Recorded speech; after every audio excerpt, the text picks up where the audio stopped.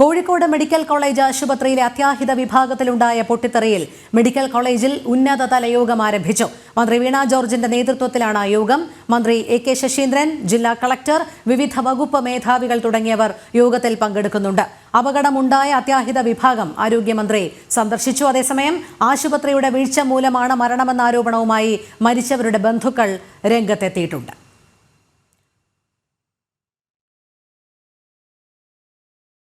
കൂടുതൽ വിവരങ്ങളുമായി ദിസ്ന സുരേഷ് ചേരുന്നു. ദിസ്ന, കോഴിക്കോട് മെഡിക്കൽ കോളേജ് ആശുപത്രിയിലെ അത്യാഹിത വിഭാഗത്തിലുണ്ടായ പൊട്ടിത്തെറിയിൽ ഇപ്പോൾ ഉന്നതതല യോഗം ആരംഭിച്ചല്ലോ. ആരെല്ലാമാണ് ഉന്നതതല യോഗത്തിൽ പങ്കെടുക്കുന്നത്?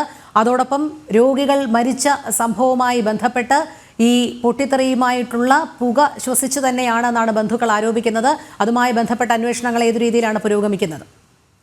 തീർച്ചയായും രോഹിണി സൂചിപ്പിച്ചതുപോലെ തന്നെ വലിയൊരു ആരോപണം തന്നെയാണ് കോഴിക്കോട് മെഡിക്കൽ കോളേജ് ആശുപത്രിക്കെതിരെ ഉയർന്നു വന്നിട്ടുള്ളത്. പ്രധാനമായും ഈ 5 രോഗികൾ മരിച്ച സംഭവത്തിലാണ് ഇത്തരത്തിലൊരു ആരോപണം ഉയർന്നു വന്നിട്ടുള്ളത്. രോഗികളുടെ ബന്ധുക്കൾ പ്രധാനമായും പറയുന്നത് പുക ശ്വസിച്ചാണ് ഇത്തരത്തിൽ മരണകാരണം ഉണ്ടായിരിക്കുന്നത്. അതിൽ 2 രോഗികൾ ഉൾപ്പെടെ വെന്റിലേറ്ററിന്റെ സഹായത്തോടെ മാത്രം ആരോഗ്യ കാര്യങ്ങൾ ചെയ്തു വരുന്ന ആളുകളായിരുന്നു. അത്തരത്തിൽ മെഡിക്കൽ കോളേജ് ആശുപത്രിയിൽ ഇത്തരത്തിലൊരു സംഭവം ഉണ്ടായപ്പോൾ അവരെ വെന്റിലേറ്ററിൽ നിന്ന് മാറ്റുകയും പെട്ടെന്ന് മറ്റൊരു സ്ഥലത്തേക്ക് ഷിഫ്റ്റ് ചെയ്യുകയും ചെയ്തു.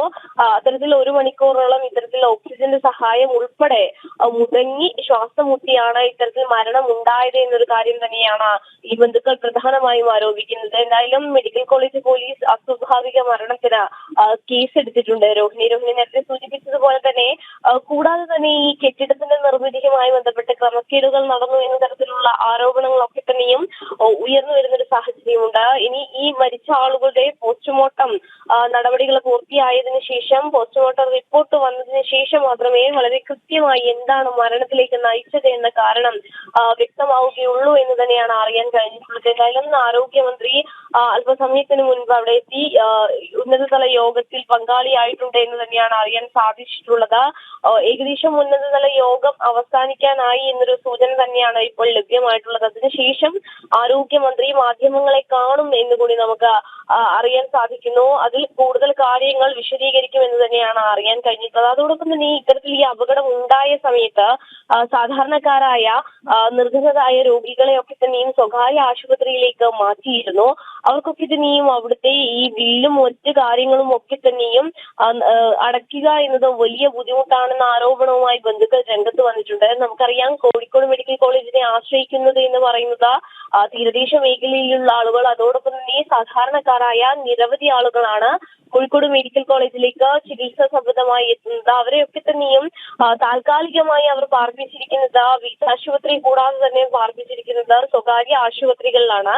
ആ ആശുപത്രികളിലൊക്കെ തന്നെയും ബില്ലും മറ്റ് അനുബന്ധ കാര്യങ്ങളും നടപ്പിലാക്കുക എന്ന് പറയുന്നത് സാധാരണക്കാരെ സംബന്ധിച്ചിടത്തോളം വലിയൊരു പ്രതിസന്ധിയിലായിരിക്കുന്ന ഒരു സാഹചര്യത്തിലാണുള്ളത്. അതോടൊപ്പം തന്നെ വീട്ടാശുപത്രിയിലേക്ക് പരമാവധി സംവിധാനങ്ങൾ കൊണ്ടുവരുന്നു എന്ന് പറയുമ്പോഴും വീട്ടാശുപത്രിയുടെ അല്ലെങ്കിൽ വീട്ടാശുപത്രിയിലെ സംവിധാനങ്ങളുടെ അപര്യാപ്തത നമുക്ക് വളരെ വ്യക്തമായി തന്നെ അറിയാം. അതുകൊണ്ട് തന്നെ എങ്ങനെയാണ് ഇത്തരം കാര്യങ്ങളിലൊക്കെ തന്നെയും ഒരു തീരുമാനം ഉണ്ടാവുക എന്നതിനെ സംബന്ധിച്ചും ഈ യോഗത്തിന് ശേഷം ആരോഗ്യമന്ത്രി സംസാരിക്കുമെന്നാണ് നമുക്ക് അറിയാൻ സാധിച്ചിട്ടുള്ളത്. രോഹിണി. അതെ ദിസ്ന, അതോടൊപ്പം വലിയ രീതിയിലുള്ള ആക്ഷേപം ഉയർന്നിരുന്നു. നമുക്കറിയാം, കോഴിക്കോട് മെഡിക്കൽ കോളേജിനെ സംബന്ധിച്ചിടത്തോളം നിരവധി ആരോപണങ്ങൾ ഇതിനു മുൻപും നേരിട്ടതാണ്. ഈ പൊട്ടിത്തെറിയുമായി ബന്ധപ്പെട്ട് അത്യാഹിത വിഭാഗത്തിലുണ്ടായ പുക ശ്വസിച്ചാണ് രോഗികൾ മരിച്ചത് എന്ന് രോഗികളുടെ ബന്ധുക്കളടക്കം ആരോപിക്കുന്നുണ്ട്.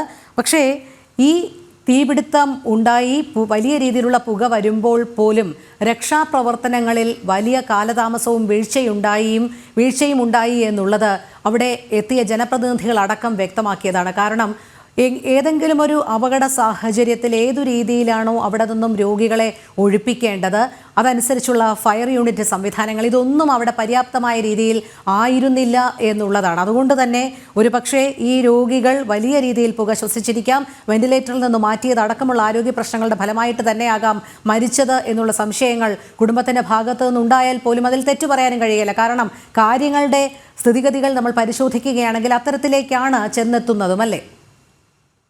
രോഹിണി സൂചിപ്പിച്ചത് തന്നെയാണ് നമ്മൾ വിശദീകരിക്കുമ്പോൾ മനസ്സിലാവുന്നത്. കാരണം അത്തരത്തിലൊരു അപകടം ഉണ്ടായി, ഒരു മെഡിക്കൽ കോളേജാണ്. മെഡിക്കൽ കോളേജിൽ ഇത്തരത്തിലൊരു അപകടം ഉണ്ടായാൽ അതിന് പ്രാഥമിക ഘട്ടത്തിൽ ചെയ്തു തീർക്കേണ്ട പ്രാരംഭ നടപടികൾ പോലും പൂർത്തീകരിക്കുവാനുള്ള സംവിധാനമോ സജ്ജീകരണമോ മെഡിക്കൽ കോളേജിൽ ഉണ്ടായിട്ടില്ല എന്നത് തന്നെയാണ് ഈ അപകടവുമായി ബന്ധപ്പെട്ട് നമുക്ക് മനസ്സിലാക്കാൻ സാധിക്കുന്നത്. പിന്നീട് പല സ്ഥലങ്ങളിൽ നിന്നും ഫയർ യൂണിറ്റുകൾ എത്തി, അതോടൊപ്പം തന്നെയുള്ള അതിനുള്ള സംവിധാനങ്ങളൊക്കെ എത്തിയാണ് ഈ പുക അണയ്ക്കുന്നതടക്കമുള്ള നടപടികളിലേക്ക് കടന്നത്. അതോടൊപ്പം തന്നെ അവിടുത്തെ രോഗികളെ മാറ്റുന്നത് സംബന്ധിച്ച് നേരത്തെ നമ്മൾ ഈ മരിച്ച ഒരു രോഗിയുടെ ബന്ധുവിന്റെ പ്രതികരണത്തിൽ തന്നെ കേട്ടതാണ്. 1 മണിക്കൂറോളമാണ് ഈ ഇത്തരത്തിൽ വെന്റിലേറ്ററിൽ കഴിഞ്ഞ ഒരു രോഗിക്ക് അവിടെ അവരുടെ സമയം നഷ്ടപ്പെട്ടത് എന്നതാണ് യാഥാർത്ഥ്യം. അപ്പോൾ ചികിത്സയ്ക്ക് വേണ്ടി അല്ലെങ്കിൽ ജീവൻ രക്ഷിക്കേണ്ട ആശുപത്രിയിൽ തന്നെ ഇത്തരത്തിലൊരു സംഭവം നടക്കുമ്പോൾ അതിനെ പരിഹരിക്കേണ്ട അല്ലെങ്കിൽ അതിനെ എങ്ങനെയാണ് നേരിടേണ്ടത് എന്നതിനെ അടിസ്ഥാനമാക്കിയുള്ള യാതൊരു തരത്തിലുള്ള സംവിധാനങ്ങളോ സജ്ജീകരണങ്ങളോ അവിടെ ഉണ്ടായിട്ടില്ല എന്നത് നമുക്ക് പരിശോധനയിൽ